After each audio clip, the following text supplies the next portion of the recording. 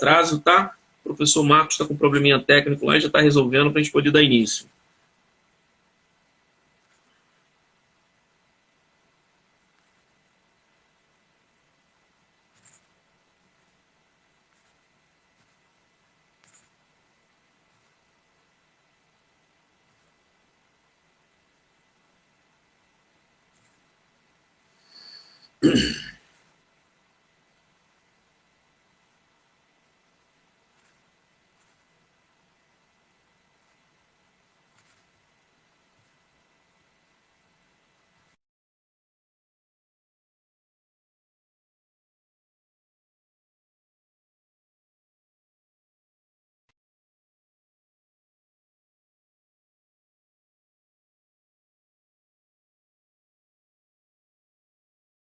Galera que está chegando aí depois, prazer estar essa manhã de domingo com vocês, tá bom? O professor Marcos teve um probleminha na conexão dele, já está sendo resolvido para a gente poder dar início.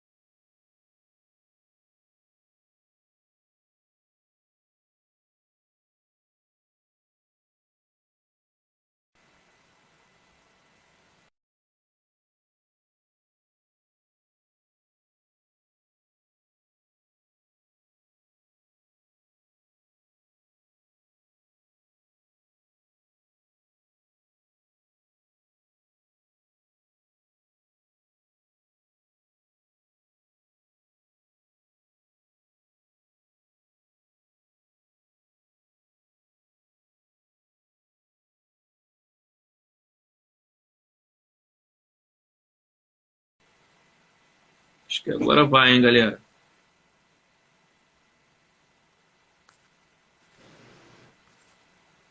Aí, rapaz. Agora foi, hein? Agora foi. Agora vai. Foi. Tá Bom dia conseguindo a me ouvir, todos. meu nobre? 100%.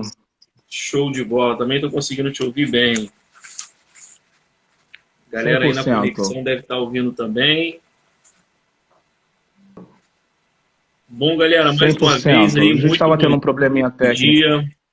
Bom dia para o nosso amigo, professor Marcos também. O intuito aí da nossa live, do nosso bate-papo é justamente falar sobre as capacitações, né, professor?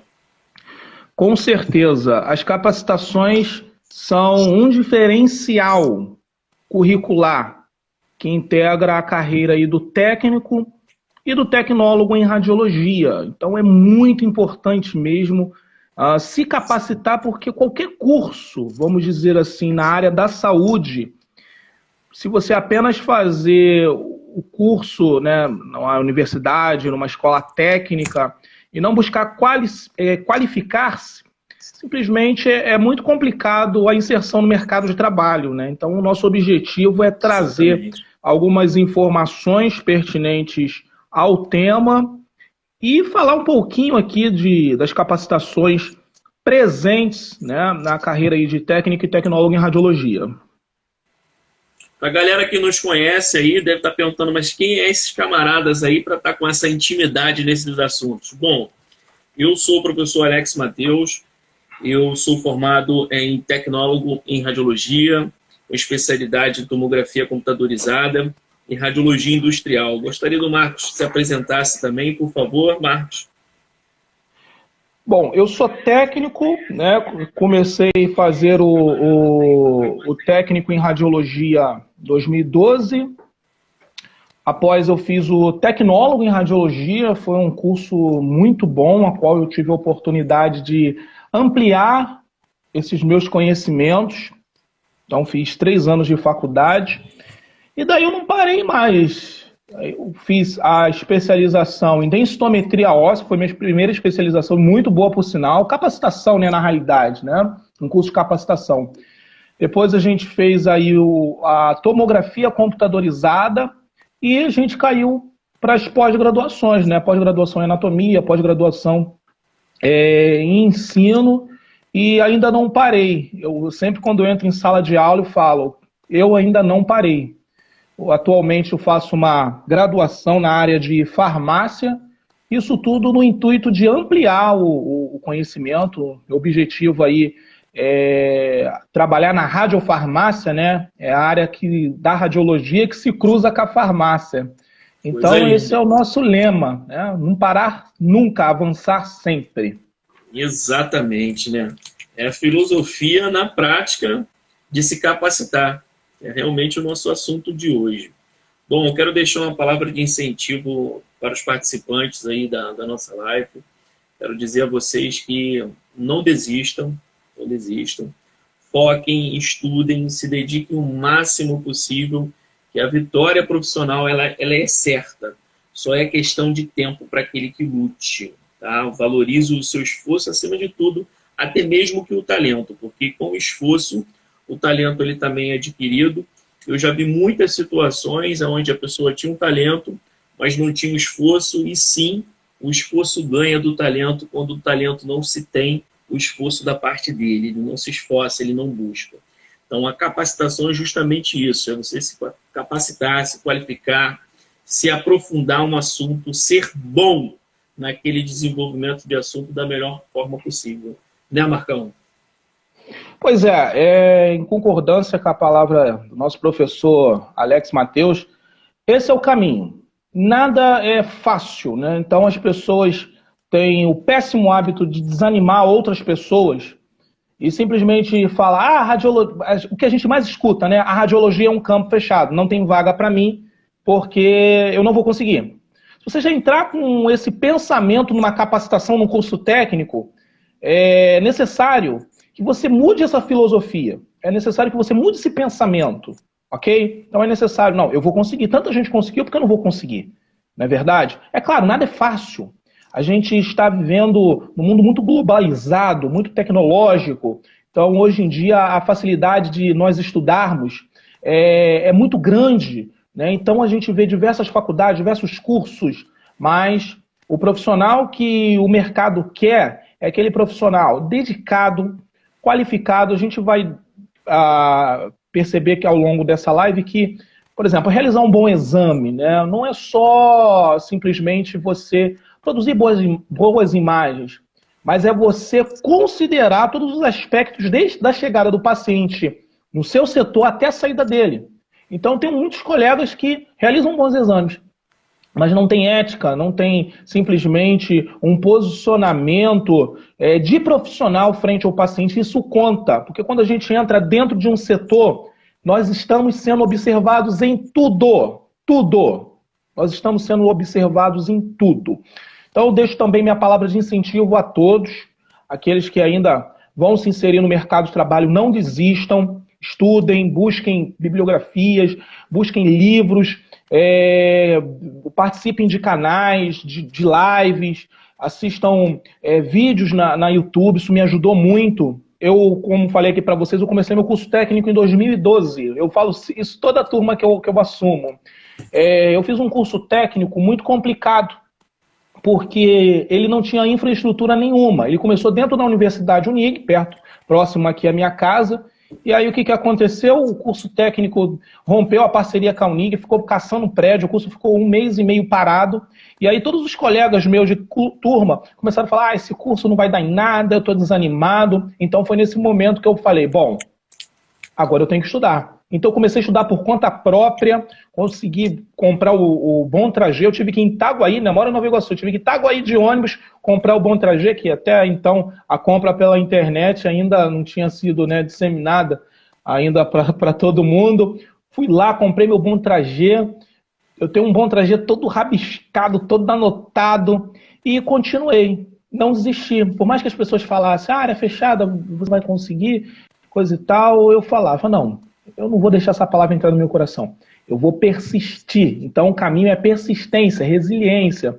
Pô, professor, mas eu já estou um tempão, já fiz até algumas especializações. Mesmo assim, eu digo para você, não desista, sua oportunidade vai chegar. Então, o ano de 2020 e 2021 também, a qual nós estamos encerrando, foi um ano muito atípico, né? Devido a essa crise sanitária que a gente vive.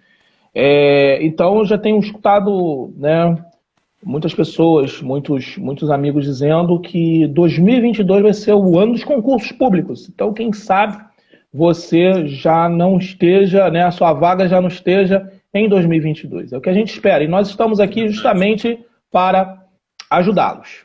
A pura verdade. Eu tenho certeza que esse seu relato serviu para muita gente que está nos acompanhando agora e que vai acompanhar depois também, até porque eu vou manter essa live save.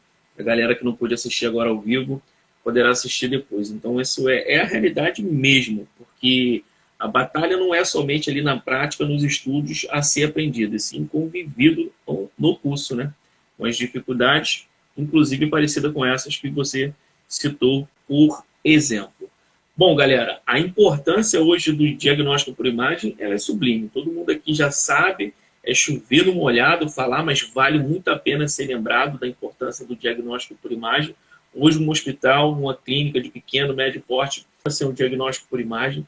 Então, é um assunto que é chover no molhado para a gente, mas é sempre bom ser lembrado por a nossa amplitude profissional, o universo do raio-x, do diagnóstico por imagem como um todo. Então, o intuito meu e do professor Marcos é dar início a essa live falando um pouco sobre essa importância e alguns pontos específicos. Não vai dar tempo para a gente abordar tudo. Se alguém tem uma carência, uma necessidade de um certo assunto, se não for falado, peço perdão, mas que dê sugestão, manda no direct para o professor, manda para mim, que mais à frente a gente pode entrar com essas lives também com outros assuntos. Né, Marcão? Pois é, a gente tem que ter ciência que o diagnóstico por imagem, o raio-x, né? Vamos, né, botar o raio-x aí, o primeiro método, né? Confusão, né? Exatamente. É um método que nunca vai acabar, nunca vai deixar de existir. Quando a gente ministra a disciplina, por exemplo, de equipamentos, né? E uma vez, em um debate em sala de aula, alguém levantou a mão, né? Inocentemente, né? Eu creio. E perguntou, poxa, se a tomografia computadorizada ela tem um alto nível de dose e o raio-x, né, emite, obviamente, o raio-x, que é uma radiação ionizante, inimiga do nosso tecido biológico, por que não substituir por ressonância magnética? Aí a gente simplesmente, né, tivemos que abordar. A ressonância magnética ela tem as suas contraindicações também. Então, a gente percebe que nenhuma área dentro da radiologia ela vai anular outra área, ok? Então isso tem que ficar bem claro. Todos os exames eles têm as suas especificações, as suas indicações clínicas, ok? E é interessante salientar que sem a radiologia como um todo, nós estaríamos muito atrás da saúde, ok? Então sempre falo isso, né? No passado as cirurgias eram muito precárias, não tinham como se obter imagens internas do corpo humano a não ser pela dissecação. E hoje, graças a Deus, graças a esse método, né, maravilhoso, nós temos essa possibilidade de investigar, de, obviamente, extrair um diagnóstico preciso. E não só na área da saúde, né? Como o professor Alex mencionou, né? O professor Alex também especialista em radiologia industrial, né? Então, sim, a gente observa também a área da indústria, né? São muitos e muitos setores no ramo da indústria desconhecido, ok? Desconhecido. São universos que muitos nem, né? Muitas das vezes passa batido num curso técnico, né? O professor só dá uma pincelada, a radiologia industrial é isso, pronto, acabou. E, infelizmente, o aluno não conhece a amplitude também da área industrial, que pode ser também uma área de inserção no mercado de trabalho para você, nobre estudante. Para começar, que perante a lei, né, a 7.394 de 85, de todas as atividades inerentes ao profissional técnico de radiologia, lá diz, por último, qual? A atividade industrial. Portanto, é a nossa atividade, a nossa prática, que muitas das vezes passa despercebido. Lembrando que, tendo em vista que a aplicação vai da indústria à exposição de alimentos, para aumentar a vida útil daquele alimento. Então, se você nunca ouviu falar sobre esse universo, tenha em mente que é uma aplicação voltada para a indústria, toda aquela aplicação de radiação ionizante que não seja para fins de diagnóstico por imagem, ela já se classifica como uma radiologia industrial. Portanto, tem aplicações do corpo, mas não para fins de diagnóstico por imagem, mas sim para a segurança pública, como, por exemplo, a exposição de radiação ionizante com o equipamento de body scan, que pode ser citado como, por exemplo, em aeroportos, acesso a presídios, a grandes eventos, como os que nós tivemos aqui, que foi o de 2016 com a Olimpíada e 2014 com a Copa do Mundo, entre outros eventos, em que tem que ter uma revista minuciosa e, através da radiologia industrial, através do equipamento de body scan, será escaneado o corpo todo do indivíduo e ele será protado se caso ele transporte alguma coisa ilícita para aquele evento. Na indústria, toda aplicação na área da construção civil tem algumas barreiras ali que tem a necessidade do raio-x industrial, assim como também na construção, na indústria de automóveis, para peças serem avaliadas, peças de navio, avião e etc. Inspeção também se aplica para verificação de contêiner, verificação de automóvel e grandes transportadoras, como caminhões, por exemplo, carretas, elas podem ser verificadas através da radiologia industrial. Então, é um setor que não pode passar despercebido para o aluno técnico em radiologia. Ele tem que estar ciente que existe essa amplitude ali profissional para ele, que futuramente possa ser, que seja uma aplicação interessante para ele. O pessoal pode ter ficado em dúvida sobre os alimentos. A exposição do alimento em si é para aumentar a vida útil dela, tá? Por exemplo, hoje no Brasil, o que é trazido da China referente a alho, toda essa exportação, todo o alho que vem de lá, todo ele já é exposto à radiação ionizante, no intuito ali de aumentar a vida útil desse alimento. Há umas 2 semanas atrás, eu estava fazendo um estudo, estava lendo alguns artigos sobre as aplicações atuais, as mais modernas, na indústria da radiação ionizante, e eu vi uma muito interessante, que era para verificação de artes, pinturas, porque muitos pintores, eles reutilizavam a película, a lâmina ali a ser feito a arte, e muitas das vezes ficava uma pintura abaixo da atual, e tem sido descoberto isso. E é muito interessante, porque são de pintores famosos, uma obra sobre outra obra é no mínimo curioso, e tem um mercado muito grande para isso, que torna mais valioso ainda o quadro. Então isso mostra para a gente o quanto é magnífico as nossas aplicações ionizantes, inclusive na industrial nos surpreendendo, né, Marco? Não, é verdade. É importante nós salientarmos e desmistificarmos aqui a questão da especialização e da capacitação. Então, vamos dizer assim, né, as habilitações, né, as áreas de atuação do técnico em radiologia. Vamos lá. A primeira, né, voltada aí para técnicos, né, eu vou explicar o lance aqui do tecnólogo.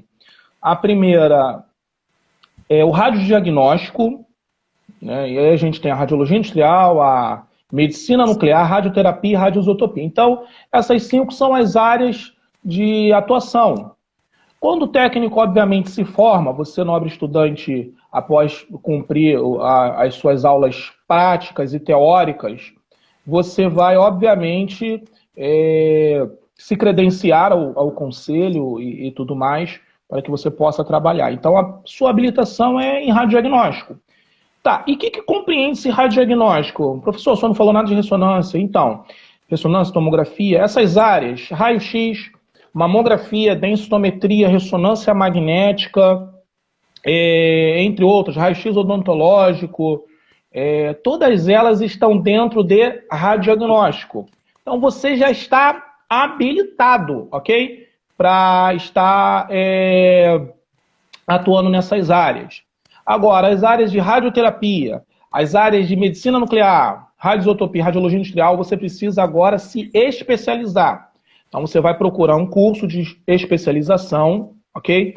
Você vai, depois, passar esse período de curso, cumprir as suas aulas teóricas e práticas, ir até o conselho para inserir aquela especialização na sua credencial, ok? Eu costumo citar o exemplo mais ou menos assim para se entender da situação, né? O cara é habilitado, tem habilitação B. Ele não pode dirigir um ônibus e um caminhão. Por quê? Quem só pode dirigir ônibus e caminhão é quem tem habilitação D. Ok? Então é necessário ele fazer uma complementação. Agora, dentro do radiodiagnóstico, você já está habilitado. Não quer dizer que você está capacitado. Então a gente procura os cursos de capacitação para quê? Para, obviamente, expandir mais o nosso conhecimento. Quando a gente vai para um curso de densitometria, de mamografia, um curso à parte, né? Eu costumo dizer que esses cursos são cursos livres. Obviamente que nós vamos, nesse curso, ok? Aprender, somar mais conhecimentos, ok? Fazer estágio naquela área em específico, estudar física, os posicionamentos, a anatomia daquele método em específico, e aí sim eu vou estar capacitado. Não necessariamente eu preciso de um curso de capacitação, mas é interessante a gente fazer, obviamente, porque esses cursos, toda atividade inerente à radiologia, palestras, seminários, cursos livres, a gente pode inserir sim no nosso currículo. No finalzinho a gente vai abordar um pouquinho sobre a questão do currículo, né? Discutir algumas ideias que podem também ser, obviamente, aí, válidas para todos vocês. Então, só desmistificando, radiodiagnóstico, ok? Compreende tomografia, ressonância, raio-x, mamografia, densitometria, raio-x odontológico. Então, você, após formado, você já está, obviamente, habilitado para fazer tudo isso. Agora, as outras áreas necessitam-se aí de um curso de especialização, ok? Um curso de especialização, esse curso ele tem que estar autorizado aí pelos órgãos competentes, bonitinho, então é muito bom a gente saber de fato se ele está credenciado, se ele está autorizado, né? Para a gente, obviamente, não se estressar futuramente. Bom, galera, gostaria de deixar um recado. Se eu não me engano, a limitância de tempo da live no Instagram é de 1 hora. Caso caia, a gente vai restabelecer a conexão de novo, tá bom? Caso a gente não tenha encerrado o assunto ainda, que eu acredito que vai acontecer. Bom, eu e o professor Marcos gostaria de fazer um convite muito especial para vocês, porque nós vamos oferecer de uma forma online livres aí sobre diversos assuntos interessantíssimos. Inclusive, o nosso primeiro, nós já oficializamos um assunto que será hemodinâmica, né, Marcão? E a gente vai, nós vamos, melhor dizendo, alavancar com esses cursos livres, 100% online e com observação que vai certificado para o aluno, certificado inclusive que é digital e o aluno faz a impressão aí. E é legal porque nos cursos o aluno ele tem que ter horas complementares, etc e tal. Então esses cursos ajudam bastante e, é claro, atribui no conhecimento do aluno. Então a gente vai abrir agora o assunto hemodinâmica. O Marcão vai dar uma introdução e depois eu dou uma continuidade. Então, por favor. Perfeito. Então, a gente, só um adentro aí, o professor, a gente vai estar lançando aí esse mini curso e creio que vai ser de grande valia, só destacando que o professor Alex Matheus relatou a questão de horas complementares, né? Então, eu na faculdade tive muita dificuldade, porque não se tinha muita palestra, não se tinha muito simpósio, né? E hoje, como a gente tem essa facilidade tecnológica através da internet, nós estaremos ofertando aí a todos os estudantes um curso de hemodinâmica. Fiquem atentos, falaremos de anatomia, falaremos, obviamente, do método propriamente específico. Não tem como a gente falar só do método sem falar da anatomia, né? Então, a gente vai correlacionar essas informações. Fique atento aí nas plataformas aí do professor ionizante, que estaremos aí disponibilizando para vocês. E falando de hemodinâmica, né? É importante a gente aprender, né? Se informar, ou pelo menos sobre esse método maravilhoso, né? Hemo-sangue, né? Hemo, sangue, dinâmica, movimento, ok? Então, a gente observa aí que a hemodinâmica, ela tem aí o objetivo de estudar, ok? A anatomia vascular, beleza? Através de um meio de contraste, o professor vai explicitar esse método, e a gente observa que ele é muito importante, ok? Dentro do centro cirúrgico. Então, como eu falei para vocês, antigamente as cirurgias eram muito precárias. Hoje em dia, a gente tem um aporte tecnológico gigante. E, óbvio, quem faz a manipulação desse aparelho? O técnico em radiologia. Então, eu não me espanto. Eu sei que tem muitos alunos que não conhecem sobre esse método. Então, vale a pena a gente abordar ele tete a tete. E o professor Alex é um professor também especialista em hemodinâmica. Eu gostaria que o professor Alex comentasse um pouquinho mais, explicasse a proposta desse método, né, a importância desse método, visto que ele é um método desconhecido para a sociedade, né, muitas pessoas da sociedade não conhecem, e também para os estudantes. Não só digo de radiologia, mas estudantes em saúde geral, porque quando a gente está num centro cirúrgico, a gente tem que ter em mente que ali é uma equipe multidisciplinar, ok? Cada um com seu papel, voltado para o bem-estar do paciente. Então, ali, por exemplo, no setor de hemodinâmica, o técnico trabalha sozinho? Negativo, né? A gente tem ali enfermeiros, né? A gente tem ali profissionais médicos. Dependendo do procedimento, a gente tem um biomédico, talvez ali também trabalhando mais com outra atuação. Então é importante a gente saber. Eu gostaria que o professor Alex comentasse a importância desse método, comentasse o que o profissional técnico e tecnólogo em radiologia faz, quais suas incumbências, né, mediante ao procedimento de hemodinâmica. Bom, galera, toda vez que você ouvir a palavra hemodinâmica, é exatamente a etimologia na definição na sua cabecinha que tem que ser formada, que foi a introdução do nosso professor. Hemo, sangue, dinâmica, movimento. Exatamente o estudo do sangue em movimento no corpo humano a ser avaliado. Professor, especificamente, então, é um procedimento de estudo ao sistema circulatório sanguíneo. Exatamente. Você tem que correlacionar a isso. Porém, tem um ponto que eu chamo o ponto the best, é o ponto top, o melhor top, o assunto referente à hemodinâmica, que é você ter uma definição de hemodinâmica como diagnóstico e também tratamento. Caramba, professor, como assim? Sim, exatamente assim. A pessoa ela pode ser submetida a um procedimento de hemodinâmica para um diagnóstico, para tal suspeita ser confirmada, e naquele mesmo procedimento, aquela hemodinâmica se transformar em um tratamento. Como, por exemplo, uma aplicação de stent. Todo mundo aqui na sua infância ou adolescência já desmontou uma lapiseira ou uma caneta de famoso plec-plec.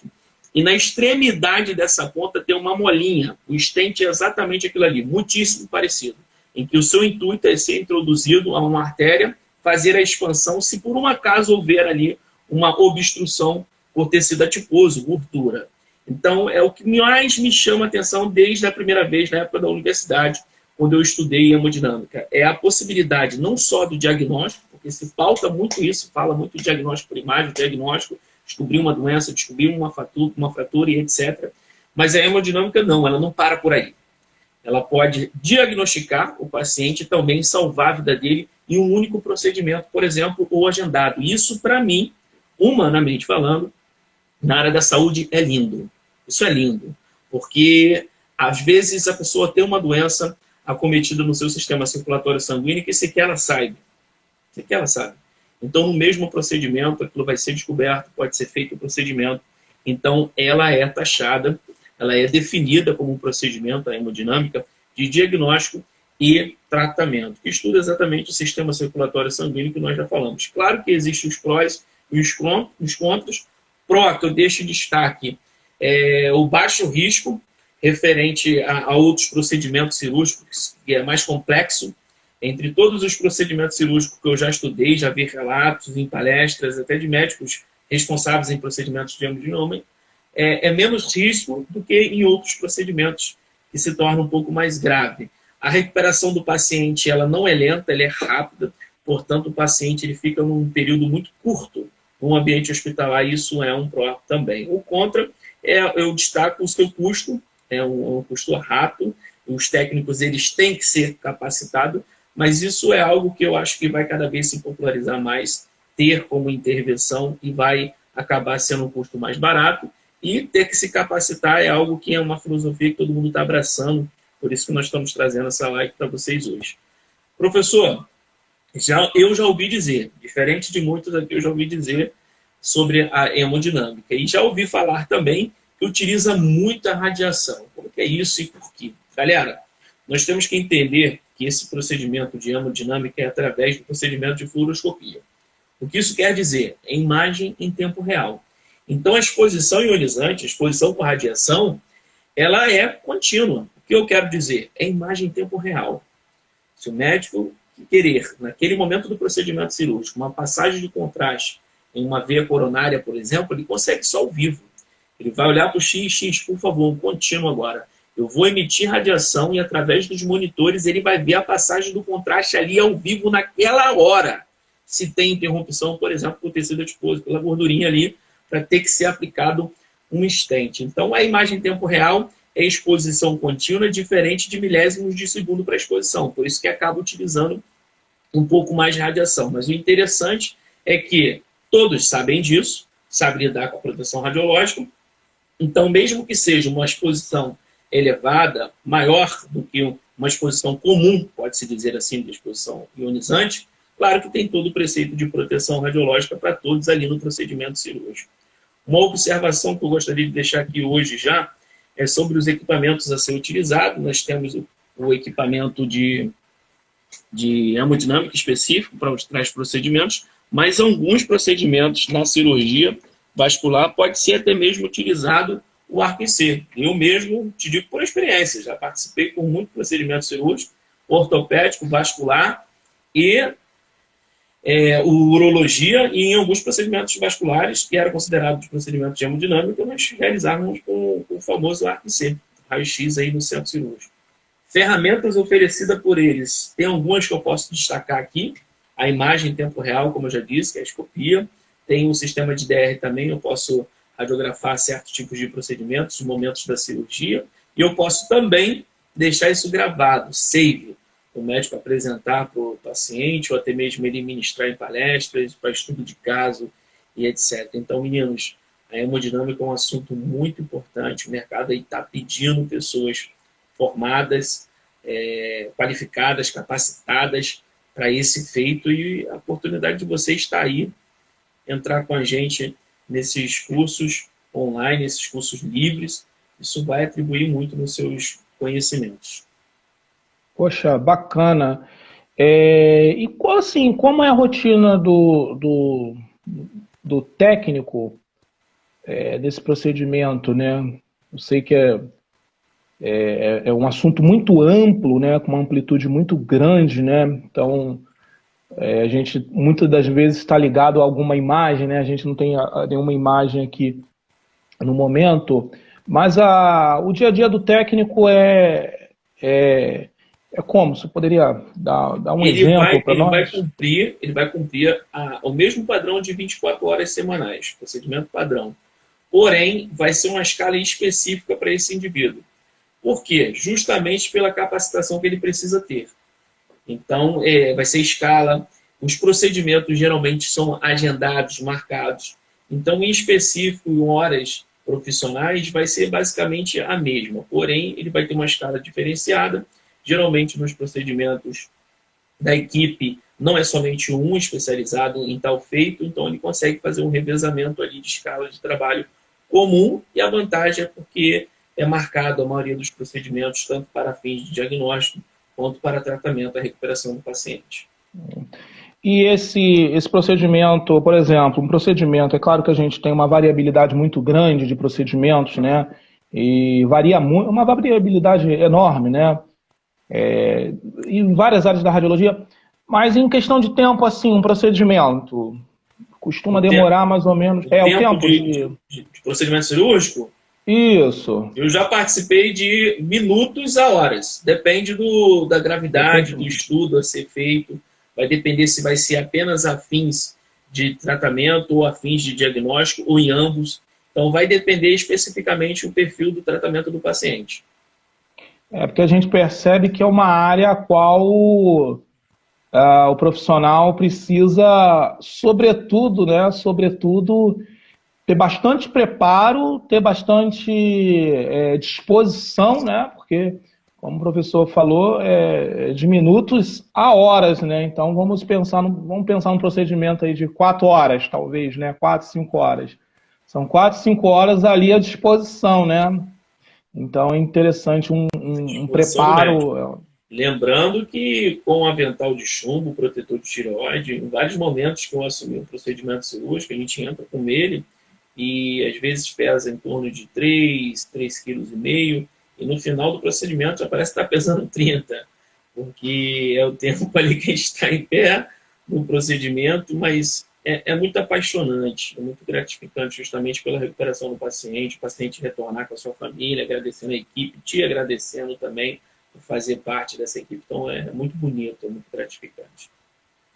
Poxa, bacana, bacana. Então, mais uma vez aí, tá? A gente vai estar proporcionando a vocês aí um mini curso livre de hemodinâmica com mais informações. Fique atento aí a essas informações. Falaremos aí sobre a anatomia vascular, anatomia do sistema circulatório, sangue, algumas patologias, né? E partir logo para o método, né? A gente também não pode falar do método sem falar da anatomia em específico. Bom, professor, uma outra área que tem assim crescido e despertado, eu tenho recebido muitas indagações sobre a tal área, né? É o raio-x odontológico, que evoluiu muito de 10 anos para cá, né? Então, eu observo que alguns alunos, né, que eu tive, colegas meus na faculdade e até mesmo alunos, hoje estão empregados na radiologia odontológica. Legal, é um campo que tem aberto oportunidades, não só a radiografia, mas a tomografia computadorizada odontológica também tem sido usado para inserção, né, de prótese, planejamento, estudo e avaliações, né? E eu creio que vai evoluir ainda mais. Só que a gente tem percebido que na radiologia odontológica uma questão tem chamado a atenção. Como assim uma questão tem chamado a atenção? Porque muitas das vezes, e eu não estou aqui a gente não está aqui, obviamente, para falar assim, malhar ninguém, mas a gente tem observado que algumas empresas, né, têm contratado profissional não qualificado para especialidade, justificando né, ganhos, né, justificando finanças e também justificando, olha só que interessante, a ausência de alguns profissionais, né, sobre eles o técnico em radiologia, né? Então, é incumbência, tá, do técnico e do tecnólogo a radiografia odontológica, a tomografia, mas aí a gente tem observado que, mediante o não interesse do pessoal técnico e tecnólogo nessa área tem abrido brechas, infelizmente, para a ilegalidade, né? Então, eu creio que é uma área que possa ser também uma área de oportunidade para você que ainda não se inseriu no mercado de trabalho. Eu gostaria também que você comentasse a respeito, né, desse assunto, né? Quais são o que o profissional pode esperar da radiologia odontológica, o que o profissional pode galgar nessa capacitação, né? Como essa capacitação para o dia a dia de trabalho, né? Uma dúvida que muitos estudantes têm, eu quero relatar: professor, e quanto dura mais ou menos um curso de capacitação, né? Aí varia muito de curso para curso, mas normalmente de 3 a 8 meses, dependendo da capacitação, ok? Porque nenhuma especialidade é igual a outra, beleza? Não que seja menos necessária, mas tem especialidade que é mais simples, né? É mais simples, então a gente faz um cronograma menor, né? Mas voltando aqui para o raio-x odontológico, a radiologia odontológica, eu gostaria que o professor comentasse a respeito também dessa capacitação aí para os nossos alunos. Meu nobre, quando eu falo de raio-x odontológico, eu gosto de começar fazendo uma analogia. Qual analogia, professor? Eu gosto de fazer o seguinte: eu peço em sala de aula para os alunos fecharem os olhos e fazerem em pensamento o percurso da sua casa até o curso. Aí o aluno ele fica ali em média 20 a 30 segundos pensando, ele saindo da sua residência, pegando o seu ônibus e indo até o seu curso. Mando eles abrirem os olhos e pergunto: agora pare e pensa a quantidade de consultório odontológico que você percorreu. Aí todo mundo: nossa, professor, é verdade, né? Ali no centrozinho onde eu moro tem alguns centros odontológicos. No caminho, realmente, eu vejo vários centros odontológicos. Aqui no centro desse tal município, dessa cidade onde eu curso, tem muitos centros odontológicos. Pera, esse é o nosso mercado de trabalho odontológico. O que eu quero dizer com isso? É a quantidade de vagas e possibilidade de emprego que você tem. O raio-x odontológico, Marcão, está crescendo pra caramba. Pra caramba. E por quê, professor? Eu acho que é um efeito cultural. Hoje as pessoas cuidam do seu para-choque de uma forma mais apurada do que alguns anos atrás. E fera, sem o diagnóstico por imagem, o médico odontologista, o dentista, ele não consegue intervir certos tipos de procedimentos. Hoje existem vários motivos, razão, circunstância para tal radiografia odontológica. Nós temos as famosas cáries, definida por cárie rasa ou cárie extremamente profunda, que é a necessidade do diagnóstico por imagem. As anormalidades dentárias, ausência de elemento, aparição a mais de elemento, separação dos elementos de uma forma orbitante e também a preventiva para o terceiro molar, o famoso dente do juízo, o siso.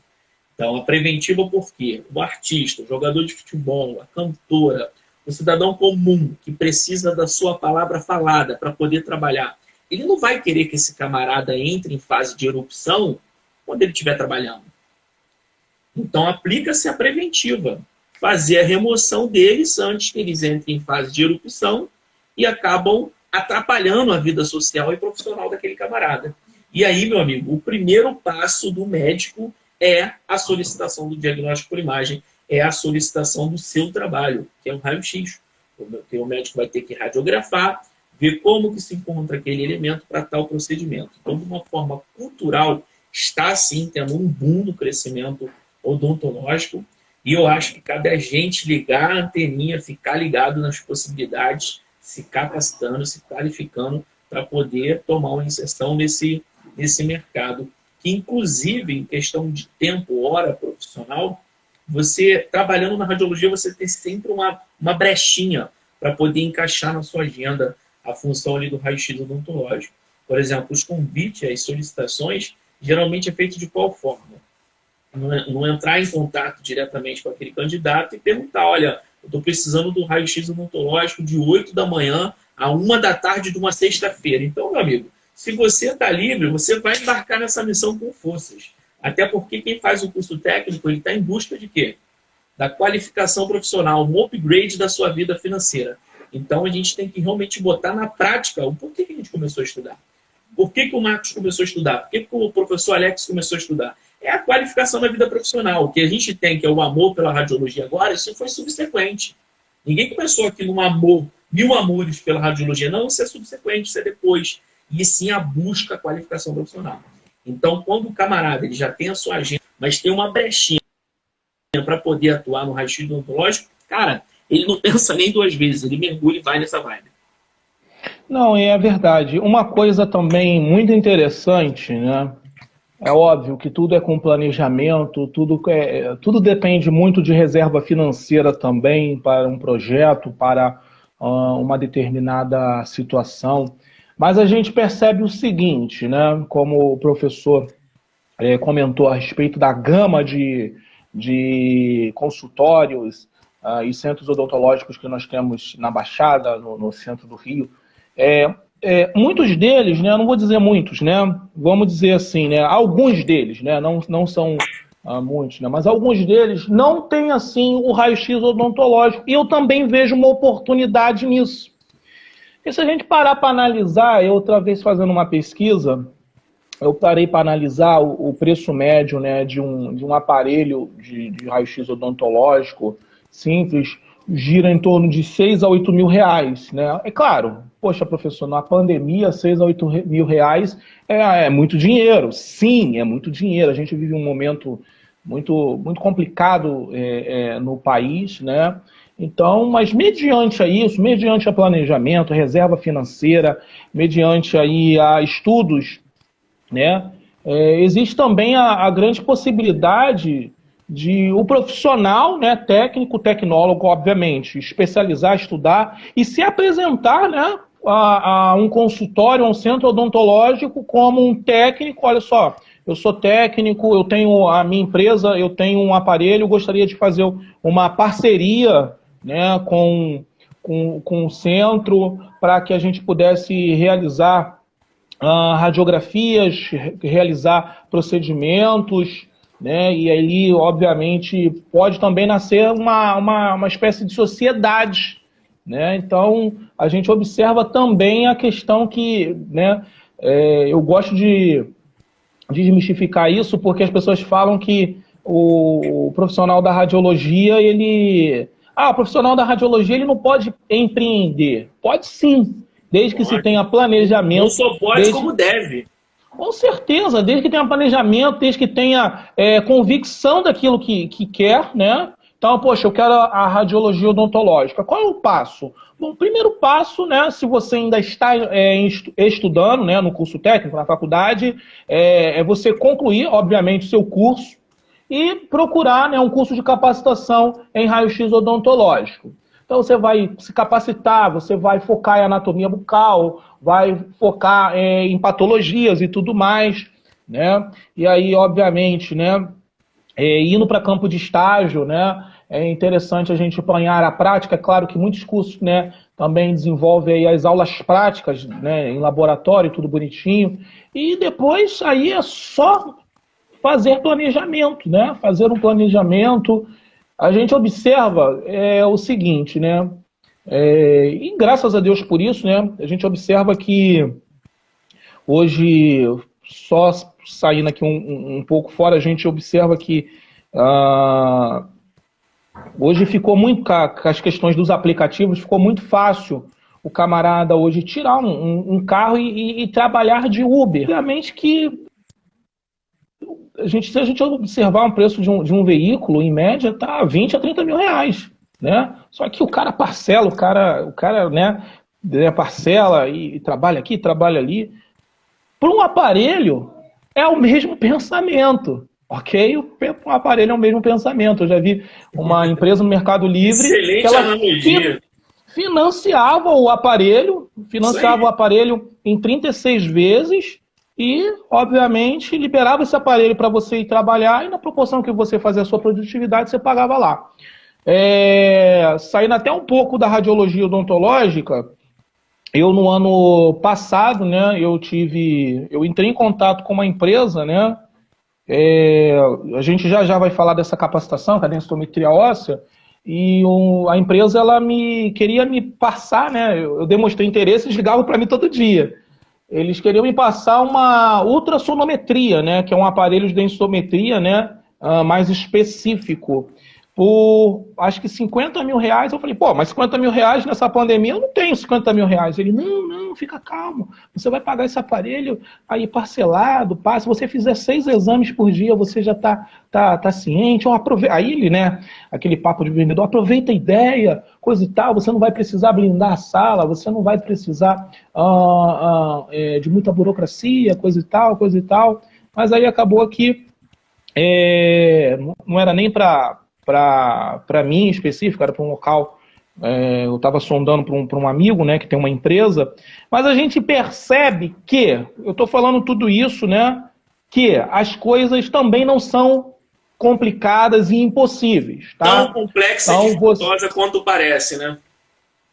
Exatamente, que a gente pensa, pô, aparelho de raio-x, pô, isso aí é muito caro, isso aí não dá. Mas, poxa, você com um aparelho de raio-x, o camarada com consultório, é óbvio que você já tem que aproveitar a oportunidade, você já tem que aproveitar o espaço. Ó, eu tenho um aparelho, coisa e tal. Aí vocês vão conversar de divisão de lucros e tudo mais. E isso é um meio de você empreender e se inserir no mercado de trabalho, né? Obviamente aí, por méritos próprios. Então, tudo é planejamento, e claro, nada é assim, tudo é planejamento, é pesquisa, tudo é, obviamente, aí uma reserva financeira, reserva de tempo para que você possa também estar se inserindo no mercado de trabalho. Então, pode ser, né, professor Alex, que a gente tem aqui, dentre os nossos participantes, empresários que ainda não se descobriram. Exatamente. Verdade. E quem sabe seja essa oportunidade aí para vocês. É verdade, verdade. E não pode deixar passar, né? Se tiver esse feeling, tem que focar. Não, com certeza. O empreendedorismo, né? Eu costumo dizer que ele é uma arte. A gente tem vários tipos de empreendedorismo, né? Eu faço empreendedorismo dentro de uma empresa na qual eu trabalho, né? Buscando ideia, buscando resolução de problemas, né? Buscando novas ferramentas, né? Então é interessante a gente estudar os tipos de empreendedorismo que nós temos, é interessante nós mergulharmos e fazer aquilo que a gente gosta, né?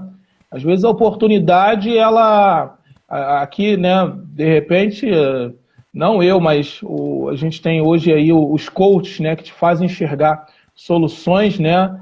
Naquilo que você não vê. Então, mas de repente seja uma oportunidade você empreender e se inserir no mercado de trabalho. Então, meu conselho é estudem, né? Se você já terminou, faça uma especialização, capacitação, né? Capacitação em radiologia odontológica. Começa a pesquisar preço de aparelhos, se esse realmente é o seu feed. Ligue para as empresas, pergunte como é o parcelamento, como se pode trabalhar e, com certeza, estaremos aí com muitos profissionais aí empregados. Esse é o nosso objetivo na radiologia. Verdade. Outro assunto que não pode ser esquecido, deixar de ser falado aqui, é outro que culturalmente está crescendo muito também. Eu também acho que é uma questão cultural. É o raio-x veterinário, é o diagnóstico por imagem veterinário, né, Marcão? O raio-x veterinário, ele tem crescido bastante. Eu já tenho conversei uma vez, né, eu de plantão, né, na policlínica, e aí veio um paciente, né, saudei o paciente, fiz a anamnese do paciente, coloquei ele para dentro da sala para realizar os procedimentos. E aí eu notei que aquele paciente, eu estava realizando ali o raio-x do tórax, ele estava falando alguns termos anatômicos. Aí eu fiquei falando, esse cara quer aparecer? Aí, beleza, eu tô vendo o cara falar alguns termos anatômicos, coisa e tal, tudo mais. E aí eu perguntei, o senhor é da área da saúde? Né? Perguntei, né? O senhor é da área da saúde? Trabalha? Ele, poxa, eu sou médico veterinário. Eu falei, poxa, que bacana, que legal. Aí eu já, né, obviamente, Sensor sondei, né? empresarial. Sondei. Sondei ele. E como é que tá a radiologia na área veterinária? Ele falou, olha só, a radiologia na área veterinária, o que acontece? Quem está realizando o raio-x é o médico veterinário, né? Então, segundo a portaria 453, quem pode fazer o raio-x, né? É o dentista, né? E o médico veterinário. Só que como esses profissionais são profissionais que estão ali no atendimento ao paciente, né? É óbvio que eles não podem. Atende aqui, vamos lá fazer o raio-x. Faz o raio-x, faz o procedimento de revelação, volta para o consultório. Não dá. É uma correria muito grande, ainda mais se for um centro, né? Um hospital e tudo mais. Então, ele falando que há uma escassez de profissionais, porque a galera tem se formado, né, em radiologia e, obviamente, que isso daí é questão de afinidade e gosto, mas a galera tem focado muito na radiologia médica. Isso é bom, excelente. Só que a radiologia veterinária, a gente percebe que ela tem sido, né, olhada pelo profissional não com tanto interesse, né? A gente observa que é uma área em expansão, mas com uma escassez de profissionais. É claro e evidente que a gente tem que salientar o seguinte, que, né, na metrópole, né, nas cidades, né, nas metrópoles, esse diagnóstico no raio-x, né, e a radiologia veterinária não é só raio-x, tá? É claro que nas metrópoles a gente só vai ver o médio raio-x e ultrassonografia, são os mais famosos, são os mais também baratos, né? A ultrassom eu não gosto nem de muito entrar, né? A gente só dá uma pincelada porque é de incumbência do médico veterinário, então a gente não tem, técnico e tecnólogo não tem atuação na ultrassom, né? Mas eu tenho observado com relação à ultrassonografia que brevemente eu acho que técnico, ou pelo menos só o tecnólogo, ou ambos, não sei, brevemente daqui a um tempo estarão fazendo ultrassom. Eu também acho, Marcão, porque nós carregamos o nome de técnico e tecnólogo em radiologia, mas, na verdade, nós somos especialistas em diagnóstico por imagem, né? Exato. Então, eu acho que talvez daqui a alguns anos até o nosso nome profissional mude. Tá? Exatamente. Especialista voltado na imaginologia médica. Até porque nós não atuamos somente com o princípio físico radiação ionizante. Nós temos aí o magnetismo através da ressonância e o sonar. Sim, sim. Sim, então, por exemplo, em concordância, por exemplo, eu estava esses dias... E isso me chamou a atenção de uma maneira estarrecedora. Eu fiquei assim perplexo no que eu vi, na notícia que eu vi, né? Então, eu pesquiso muito as notícias do Colégio Brasileiro de Radiologia, eu pesquiso muito sobre as questões do conselho, sobre as novas tecnologias. E aí eu acessei a página e eu vi na realidade no Colégio Brasileiro de Radiologia escrito bem assim: nota de repúdio. Aí a gente olha, nota de repúdio, né? Aí o Colégio Brasileiro de Radiologia vem repudiar a ação de profissionais, vai escutando, a ação de profissionais e papapá, no uso da atribuição ao ultrassom. Aí eu pensei, poxa, se os caras estão postando isso é porque alguma categoria já está brigando pela ultrassom. E aí eu fui ver que ainda não era radiologia. Então eu botei a reportagem no Google, né, e percebi que em São Paulo um enfermeiro obstetra estava realizando ultrassom. E detalhe, o Corém brigou na justiça, né, isso está a reportagem, depois eu posso até mandar para vocês, achei isso... Manda assim que eu jogo na página aqui para a galera se alientar. Exatamente, o Corém brigou e ganhou judicialmente. Olha só. O Corém ganhou judicialmente. Então a gente percebe algumas categorias, tá? Obviamente já entrando na ultrassom, e eu creio que isso não vai demorar a chegar, obviamente, aí na nossa área, né? Até claro, porque é fins de diagnóstico por imagem, né? Sim, sim. É claro que a gente não está brigando aqui para dar laudo. Isso é um ato médico. O laudo é um ato médico. Uma Mas a incumbência profissão é médica. nossa. Exatamente, a realização, né? A realização do procedimento, ele pode ser realizado. É claro que tudo vai ter que ter preparo, isso tudo vai ter que ter muito estudo. E eu reconheço também que alguns procedimentos são de incumbência médica, né?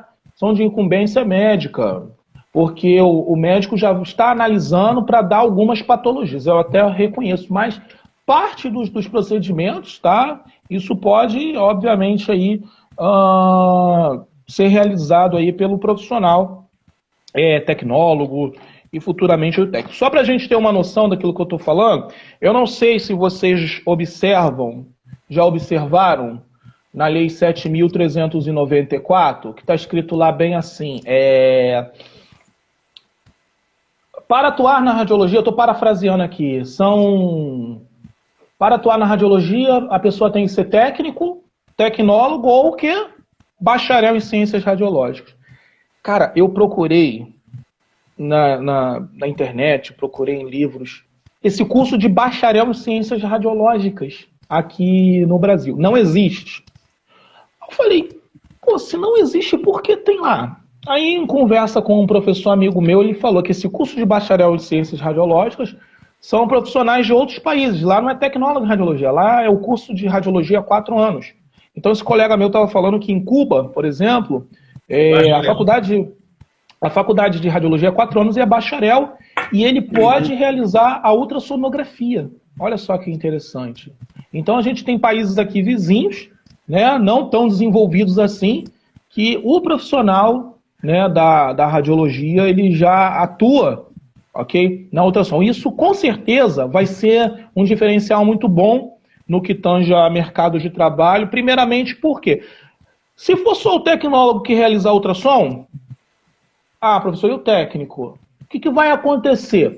O tecnólogo ele vai querer sair da tomografia, do raio-x e ir para outra, e obviamente a gente vai somar mais vagas. Agora, se ambos tiverem essa oportunidade, com certeza a empregabilidade vai crescer, e eu tenho esperança aí que num futuro melhor para a radiologia. Mas só voltando aqui na questão do raio-x veterinário, então esse médico falou exatamente isso. Há uma grande escassez de profissionais nesse campo, ok? Há uma grande escassez de profissionais nesse campo. O raio-x veterinário, tá? Assim como o raio-x odontológico, também pode ser uma forma de você empreender, ok? E, por exemplo, no raio-x odontológico não tem jeito, você vai ter que comprar um aparelho específico para esse fim. Agora, se a gente parar e pensar... O bacana, Marcão, bacana, que o aparelho pode ser os mais em conta, como, por exemplo, o móvel ou até mesmo o portátil. Era isso que eu ia falar. Eu estava achando que o portátil estava perdendo o mercado, aí isso tem que mais ou menos uns 3 meses atrás. Eu comecei a ler sobre ele e eu vi que ele está avançando firme no veterinário. Porque o camarada que tem 200 mil para dar num móvel, ele não vai comprar um portátil de 150. Não compensa para ele. Mas o portátil está adentrando o mercado aí veterinário legal mesmo. Porque no ser humano ele vai fazer basicamente extremidades e crânio, não vai fazer tórax e abdômen, mas no animalzinho ali, no gatinho, no cachorro, ele vai fazer e vai ser extremamente eficaz. Exatamente, é um aparelho de menor... Por exemplo, eu estou aqui baixando aqui, só para ter uma noção, no Mercado Livre, né? É claro que a gente tem uma variabilidade muito grande de preços, né? Mas a gente encontra por 8 mil, por 7 mil um aparelho portátil, né? E também pode ser uma forma de você empreender, né? E a gente sabe, né, professor, e os colegas há de concordar conosco aqui, que o raio-x, um raio-x aí no humano, muito grande, variando aí de 50, acho que a 100 reais no máximo, dependendo do lugar. Mas o raio-x do bichinho é 150, 200 reais, né? Então quem tem aí o seu animalzinho, o seu gatinho, o seu cachorrinho aí, sabe que se um procedimento, né, para a gente é um valor, para o bichinho é o dobro, né?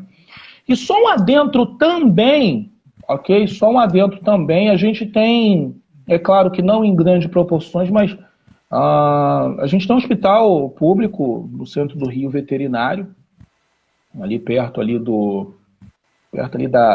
Mangueira. Segundo algumas fontes de alguns amigos, né, eu ouvi falar na possibilidade, aí é uma possibilidade mesmo que a pessoa comentou assim comigo, enfim, de um hospital veterinário em Caxias, né, dependendo aí desse momento, né, um pouquinho mais para frente. Público, mas a gente observa aí, hospital público. Hospital público. Eu ouvi sobre essa possibilidade também, mas voltando aqui para a área privada, né, a gente observa que na área privada também você pode empreender, né, comprando um aparelho, fazendo uma parceria com o médico veterinário. Eu costumo dizer, né, que o médico veterinário vai fazer a festa, né? Porque um raio-x bota aí de um animalzinho, vamos botar que 650 mínimo. Se você fizer aí, né, obviamente aí... 5 diário, no baixinho. 5 diária ou mesmo 10, já é um valor, obviamente, aí que paga o aparelho aí com folga e ainda paga o nosso salário. Eu postei um vídeo, foi muito bacana que eu postei um vídeo esses dias sobre veterinária, né? O raio-x de uma serpente. Aí eu fico, professor, eu tenho pavor de cobra e tudo mais, né? Mas é claro que não é bem assim, né? Porque, obviamente, que animais silvestres, né? Tem-se a necessidade de... Obviamente que todo animal você vai fazer as contenções. Seja ela física, com a força, né? Então, normalmente, cães e gatos é física, né? Essa contenção, até porque você introduzir um fármaco, você introduzir ali alguma substância, né? Isso tudo, obviamente, vai, né, ser mais esplendoroso para o dono e, obviamente, pode gerar alguma lesão, alguma coisa no animal, né? Só um minutinho. Foi interessante você contar as contenções, porque às vezes a galera fica com um certo ranço e medo do animalzinho, mas nós temos as contenções físicas, tanto as físicas quanto as farmacológicas. Em sala de aula ministrando noções de veterinária, eu consegui uma imagem espetacular, linda, de um urso panda sendo submetido a uma tomografia. A coisa mais linda. No meu celular, se eu faço um exame desse, ia faltar memória. Porque o que eu ia tirar de fotos ao lado dele, a coisa mais linda. E ele com contenção farmacológica, apagadão, dormindo a beça, e a tomografia comendo lindo. Exatamente. A gente esquece dessas pequenas itens, né, das contenções, né? Então, nesse vídeo que eu passei para os alunos, a serpente, né, ela foi submetida, obviamente, a uma contenção química e realizou-se a radiografia perfeitamente do animal. E a gente observa, né, só uma questão, é que o raio-x, a estrutura, a infraestrutura é a mesma. É a mesma. Na verdade, é a mesma. Só basta você realizar um estágio para esse fim, para o fim veterinário. É claro, né, que é evidente que, poxa, professor, então você já me aconselha a comprar um aparelho e já fazer isso? Não. Eu te aconselho primeiro você conhecer a área, ver se é isso mesmo que você quer, ver se é realmente seu perfil, e procurar um centro veterinário e galgar um estágio. Essa questão de estágio é muito, muito complexa, porque a galera não sabe chegar no local. Então eu explico em sala de aula. Semana passada, eu comentei sobre isso. Normalmente, como é que a gente vai buscar estágio? A gente bota uma calça jeans, já bem surrada, ou não, né? Ou bota bermuda, ou bota chinelo, ou bota o tênis, bota a blusa e vai. E a gente pede para, obviamente, falar com o responsável do local. A recepção já olha assim, deve ser paciente, vou falar que não está, vou dar uma desculpa. Então, você vai procurar estágio, você vai na beca, bota uma roupa legal, ok? E não estou exagerando, não. Para rapazes, né? Não estou exagerando, não. Bota uma roupa social, bota até gravata. Porque quando você for lá para moças, bota um vestido, bota uma roupa bacana. Que quando você for lá no local, né, normalmente o primeiro atendimento é com a recepção, no mínimo a recepção, quando você falar, poxa, eu gostaria de falar com o responsável do Centro de Diagnóstico por Imagem, no mínimo a recepção vai pensar, deu ruim, fiscalização, vamos chamar logo. E aí você já até aproveita... fiscalização não se pede para aguardar um pouquinho, né? Eu falo exatamente. Se você trabalha num local que bateu fiscalização, sua supervisão pediu para aguardar um pouquinho, algo de errado que não está certo. Então, exatamente. A recepção igual quando a mãe pede para entrar no quarto. O filho fala para ela aguardar um pouquinho, porque tá uma bagunça o quarto. Não tem esse negócio de aguardar um pouquinho, não. Exatamente. Isso é uma estratégia que deu certo com algumas pessoas, com alguns amigos meus, alguns alunos que foram bem vestidos, chegaram, poxa, eu gostaria de falar. Então a recepção, quem está atendendo, já olha com outros olhos. Poxa, esse cara aí pela roupa... A gente, infelizmente, né, não deveria ser assim. Mas a gente é julgado pela aparência. Então, lembra aquela situação, né? A primeira impressão é que fica... Né? Então, justamente, se você vai bem arrumado, vai com linguajar técnico, linguajar culto, né? Obviamente, perante ali a um diretor hospitalar, poxa, bom dia, boa tarde, eu me chamo fulano de tal, eu sou estudante na área da saúde, coisa e tal e tudo mais, eu estou em fase de conclusão, você saber falar, você saber argumentar, ok? Ah, professor, eu tenho problemas. Cara, faz um cursinho de oratória, ok? Tem umas plataformas, né? Eu sempre falo essa plataforma para todo mundo. Buzeiro, né? Lá no Google, bota lá Buzeiro com 2 E. Busca um curso de oratória, busca um cursinho, entendeu? Tenta minimizar as gírias diante desse camarada. Obviamente que ele vai falar, não, com certeza esse camarada aí quer alguma coisa. Eu sei que não é um momento propício para a gente falar, mas muita gente perde oportunidade porque simplesmente não sabe verbalizar, não sabe conectar pensamento e fala. E aí perde-se grandes oportunidades. Então, procure esse centro, ok? Se especializa, pegue os procedimentos e aí, obviamente, se essa realmente for sua vocação, empreenda em radiologia veterinária. Pode ser uma grande opção, uma grande oportunidade para você. Só um adendo, só para a gente concluir. Radiologia veterinária não é só raio-x e ultra, a gente tem métodos como tomografia, como o professor Alex mencionou aqui, como, por exemplo, a própria ressonância magnética, ok? Então, hoje eu tenho um aluno que está na Barra fazendo um plantão, é um hospital privado, 2 plantões de 12. 2 plantões de 12, tranquilão em radiologia veterinária e tá muito bem.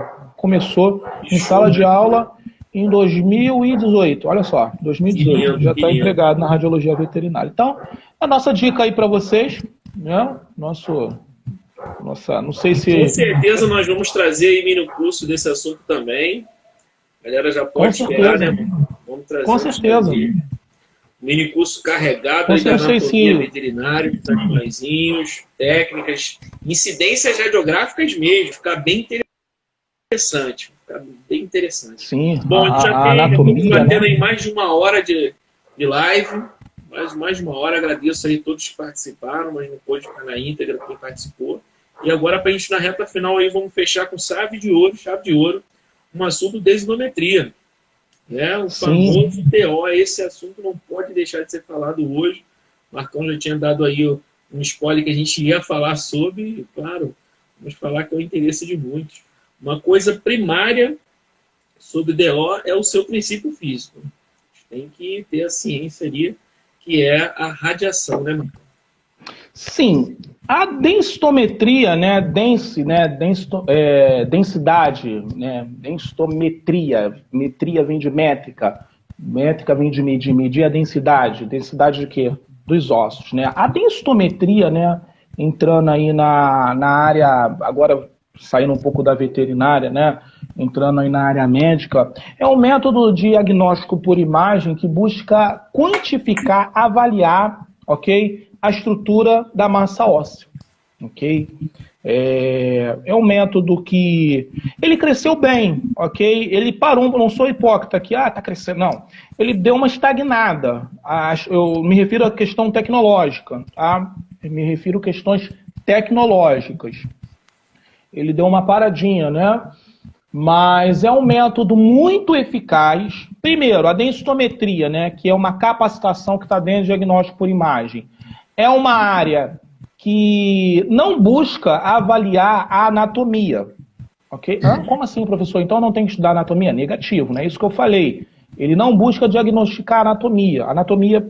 Por quê? O que vai acontecer no raio-x? Quando a gente realiza um raio-x do tórax, o que o médico está buscando avaliar? Parênquima pulmonar, busca avaliar a anatomia óssea, ver se, de repente, o paciente tem alguma fratura, alguma luxação, alguma fissura, e busca avaliar também hilos pulmonares e área cardíaca para ver se tem alguma alteração, se está dentro das dimensões, ok, para faixa etária, se está dentro dos parâmetros normais, tá? Então é um exame anatômico. A densitometria não. A densitometria a gente tem que entender muito de anatomia, tá? Anatomia óssea da coluna lombar, do fêmur, do antebraço. Ok? Então é muito interessante. Eu tive muitos alunos de densitometria que iam muito para estágio com muita dificuldade, porque não tinham a anatomia, não tinha anatomia ali presente, né? Então se sentiram muita dificuldade. Qualquer área da radiologia que você vá trabalhar, se você não tiver anatomia, você vai ficar perdido, seja ela qual for. Professor, eu só quero realizar mamografia. Mamografia é sempre aquelas incidências. Tudo bem, mas se você não souber a anatomia, tu vai ficar perdido na hora da análise. Então você vai olhar a imagem, será que tá bom ou tá ruim? Porque você não sabe ver os critérios anatômicos relativos à anatomia radiológica. Porém, a densitometria é um exame fisiológico, busca quantificar a perda de massa óssea, tá? É um exame que o resultado ele sempre vai ter 3 possibilidades, né? Normal, né? A possibilidade está normal, segundo a Organização Mundial da Saúde, né? No gráfico densitométrico que o aparelho gera, o aparelho faz tudo, é uma maravilha a densitometria, que o aparelho já faz tudo para a gente precisa sentar, né, obviamente, ali no aparelho, cadastrar o paciente, os dados cadastrais, uma informação muito valiosa, é peso e altura do paciente, tá? Porque perda de altura é indicativo de perda de massa óssea, porque esse paciente está perdendo altura, ok? E, obviamente, analisar a imagem, a formação dessa imagem, né? Eu analisar a imagem como um todo e saber onde começa o exame, a anatomia que começa, a anatomia que termina.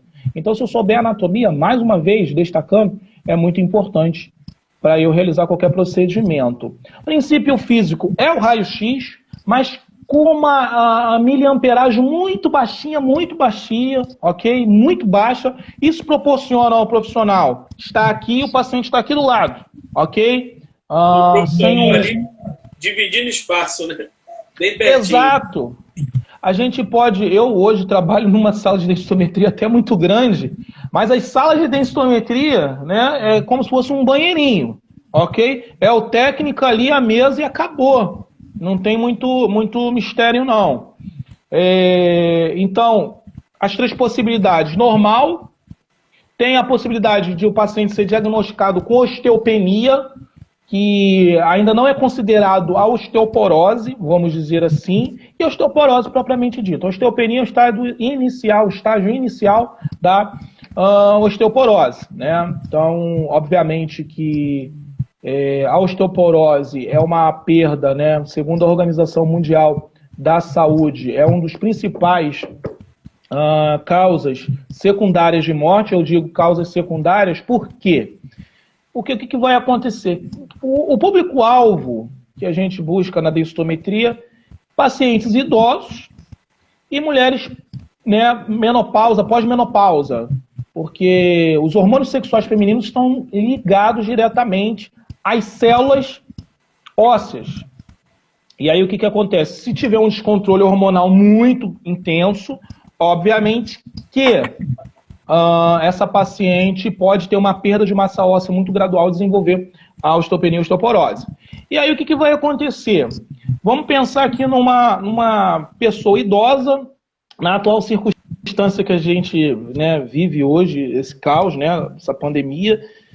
Vamos pensar aqui na esfera pública, né, no Sistema Único de Saúde, que é excelente na teoria, e eu digo também que o sistema de saúde, ele é muito...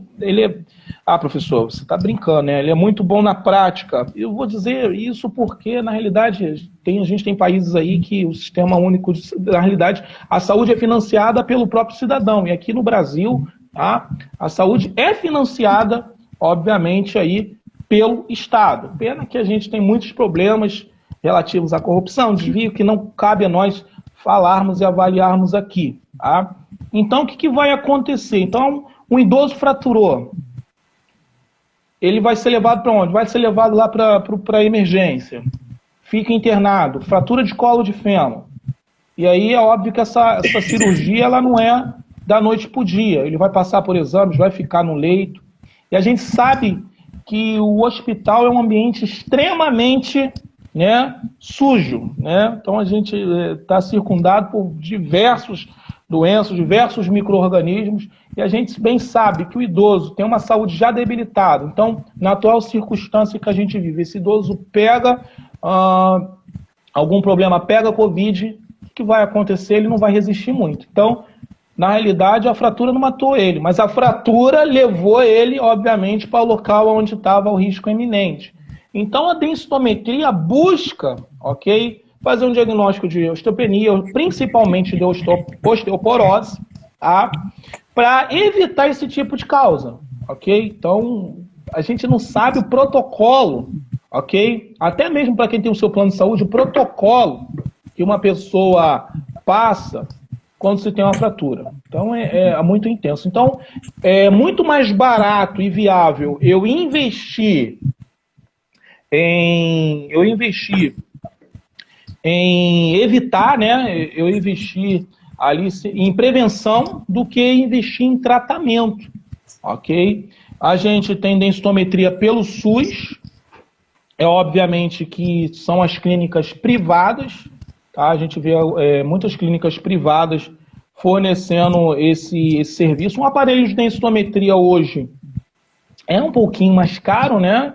É um pouquinho mais caro, gira aí em torno de 30 a 40 mil reais, né? Um pouquinho mais caro. Não se tem a necessidade de fazer a blindagem, tá? da parede, não se tem essa necessidade, mas é necessário toda aquela questão documental e tudo mais. Hoje em dia, como eu já falei no início, a gente tem a ultrassonometria, que aí já não utiliza raio-x, ok? É um ultrassom ósseo, olha só que tecnologia, né? Ultrassom ósseo, que o tempo de execução é muito menor. Então, o profissional é como se ele estivesse passando aí um transdutor na estrutura e a imagem é formada, obviamente, num computador. Posteriormente, esse profissional tem que analisar essa imagem e imprimir para o profissional médico fazer as análises, né? e dar o laudo. Então, a gente já está com essa tecnologia aí. Essa empresa queria me vender um aparelho de ultrassonometria, uma malinha pequenininha. É incrível. É uma malinha pequenininha, né? Então, tipo assim, pode ser também uma oportunidade. O que vai acontecer? O detalhe, o professor Alex e aos nossos amigos, é que a galera, infelizmente, hoje, faz muitos cursos de capacitação. Isso é muito importante, tem que se fazer mesmo. Tem que meter bronca. Eu, particularmente, aconselho a vocês, minha opinião, a realizar um curso de cada vez, tá? A não ser quem tenha tempo. Se você tem tempo, faça 10 cursos ao mesmo tempo. Mas eu, por exemplo, eu não consigo, ok? Então, meu conselho, tu vai fazer densitometria? Foca na densitometria, ok? Foca, posicionamento, fica perito, fique safro, bom mesmo. Partir para outra capacitação. Mediante a isso, como você coloca isso no seu currículo?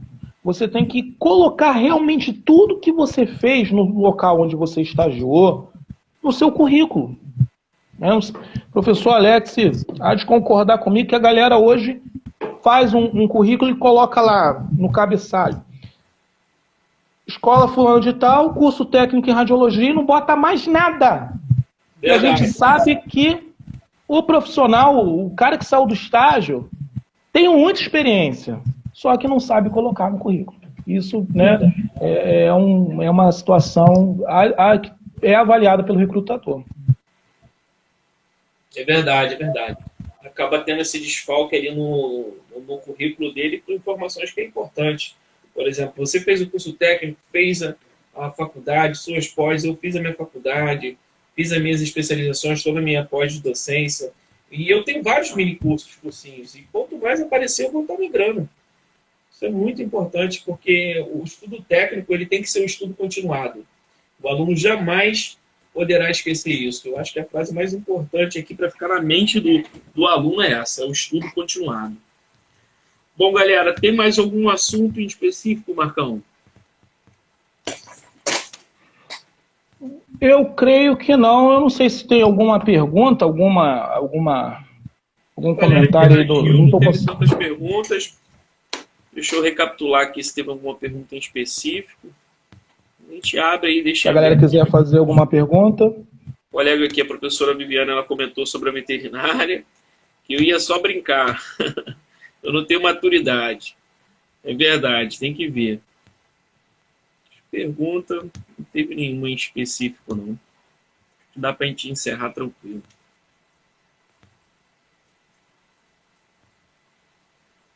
Gostaria de dar um recado antes da gente encerrar sobre a minha apostila. Se o professor Marcos tiver algum recado a ser dado também, fique à vontade. O recado é sobre essa mocinha aqui, ó. Apostila de posicionamento do professor ionizante. Tudo que você precisa para o seu estágio, tá bom?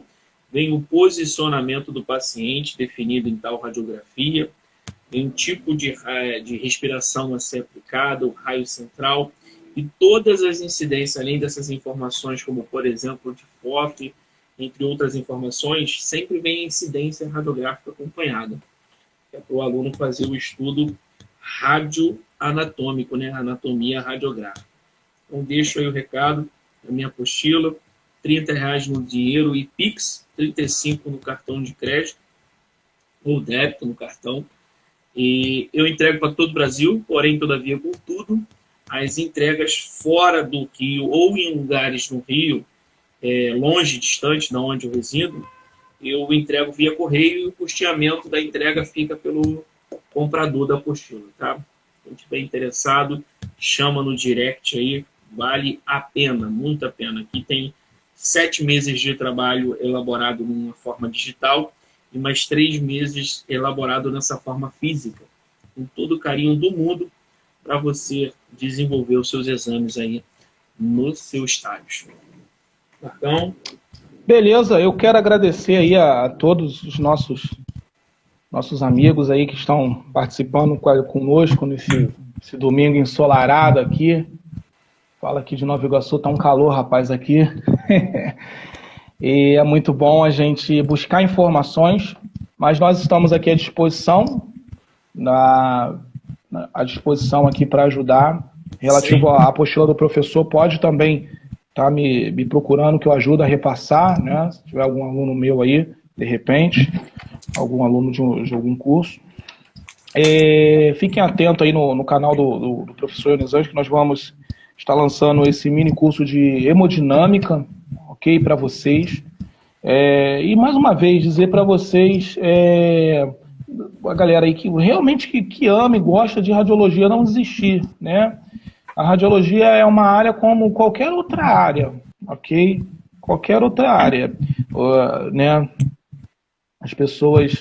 eu escuto muito em sala de aula, eu escuto muito pelas ruas, pelas salas de aula, todo mundo fala assim: a enfermagem a enfermagem tem mais vaga, isso, aquilo, outro. Não, mas não é bem assim. Não é bem assim. Conheço pessoas que estão galgando vaga, ok? Estão galgando vaga, como qualquer outra área, beleza? Então, o diferencial é se dedicar, se estudar, né? Professor, eu trabalho em comércio, não tenho muito tempo, a minha rotina é muito pesada, pá. Eu costumo dizer, né? Eu também trabalhei em comércio, sei como é. No meu período de faculdade, eu trabalhava em comércio de segunda a sábado, de 8 às 5, 8, 5 e meia, 6 horas, e era realmente muito puxado. E um professor chegou para mim e falou assim, ó, se você tirar 20 minutos por dia, 20 minutos por dia já é o suficiente para você absorver aquilo que eu estou passando em aula, é claro. E você pode, obviamente, ampliar isso aí, mas 20 minutos é para você absorver. E realmente eu utilizei aquele método, comecei com 20 minutos, quando fui ver já estava estudando 40 minutos por dia, quando fui ver já estava estudando 1 hora, depois, né, futuramente, depois eu saí do comércio onde eu trabalhava, né, pintou-se outras oportunidades, eu tive mais tempo, e quando fui ver eu estava estudando 5 horas por dia. Né? Hoje a gente não tem mais... na ponta do lápis no final de tudo. Exatamente. A gente nunca vai começar estudando 10 horas por dia. Não dá. Não dá. Não dá. Na academia, quando você vai lá para a academia, não, você vai pegar só esse pezinho aqui e vai ficar só fazendo isso aqui no início. Na proporção do seu desenvolvimento, você vai... Começou com 20, passa para 30, passa para 25, passa para 30, passa para 1 hora, ok? Então, o negócio é começar. O negócio é começar, ok? Reserve um lugar na sua casa, no seu aposento. Procure observar, professor, eu tenho um filho, o filho brinca, né, o dia todo, fala bastante, grita, chora, e isso, nem que você acorde meia hora mais cedo, acorda meia hora mais cedo. Bom, hoje eu vou estudar esse tópico, eu vou estudar determinado assunto. Você também não pode, hoje estuda isso, amanhã estuda aquilo, não. Vai estudar sistema esquelético, por exemplo? Não, vamos só focar no sistema esquelético. Vamos só focar aqui. Não, vou estudar o esqueleto apendicular inferior. Não, vou estudar aqui fêmur, depois eu vou passar aqui para tibia e fíbula. Você tem que fazer o seu roteiro de estudo, ok? Então a galera, infelizmente, hoje quer estudar sistema ósseo, amanhã esquelético, amanhã quer estudar sistema cardiovascular. A sua cabeça vai ficar perdida. Foca no assunto e vai. Não tenha pressa, ok? Não tenha pressa, ok? Se dediquem, se esforcem, realmente nada é com facilidade, não é, dentro da radiologia não é diferente, ok? Mais uma vez, meu muito obrigado a todos, ao professor Alex, né, por esse bate-papo sadio, e com certeza a gente vai ter mais. Eu que lhe agradeço. E com certeza vamos ter mais aí assuntos, né, a qual... obviamente, a qual estaremos elaborando. Estou vendo aqui um aluno meu, né, Carlos Alberto, lá de Caxias, marcando presença. Professor Marcos, turma R41, muito obrigado aí pela presença. Outros alunos aqui que a gente tem observado. Tá? E a minha palavra, mais uma vez, incentivo. Não desistem, não deixem que essas palavras negativas, tá? A gente tem que utilizar, ter muito, como é que eu posso dizer, ter um psicológico muito firme, ok? Para as nossas conquistas. Porque palavras negativas, elas vêm, e quem não tem um psicológico muito firme, acaba simplesmente, realmente, não dá. Não, tenta fechar o ouvido para essas pessoas, ou sai até de perto. Quando eu comecei, olha... Eu ser sincero, foi uma decisão, uma chuva de negatividade, e foi uma decisão até um pouco extremista da minha parte, que eu, em rede social, até mesmo WhatsApp, eu excluí pessoas que não contribuíam em nada, que falavam que era difícil, que fez, eu excluí. Excluí por quê? Para eu não escutar elas falar, para eu nem olhar para a cara delas. Não é que eu virei inimigo delas, não, mas para elas não deixarem me contaminar, ok? Exatamente. Elas não deixaram me contaminar. O segredo do sucesso, tá? É primeiro você acreditar que você chega lá. Agora, se você já entra na situação desestimulado, realmente fica difícil. Quem acredita sempre alcança, né? Parte exatamente. do acreditar que você vai alcançar. Vou deixar um obrigado aqui para Exatamente. todos que participaram, tá? A galera que deu os parabéns, que gostaram. Foi para vocês. Isso aí é um momento especial nosso, professores, para vocês. Quero agradecer ao professor Marcos. Muito obrigado, meu nobre. Convite, lembrando, parte do Marcos, tá? Essa iniciativa. Quero agradecer os mestres que puderam comparecer, não ficaram por muito tempo, alguns, mas a maioria aí compareceu, mandou aquele abraço, mandou um abraço forte para todos vocês. Professor Marcos, um forte abraço, um excelente domingo para ti e toda a sua família, que seja maravilhoso essa manhã. Os demais também. Começamos no café da manhã deles, Marcos, e vamos encerrar no almoço.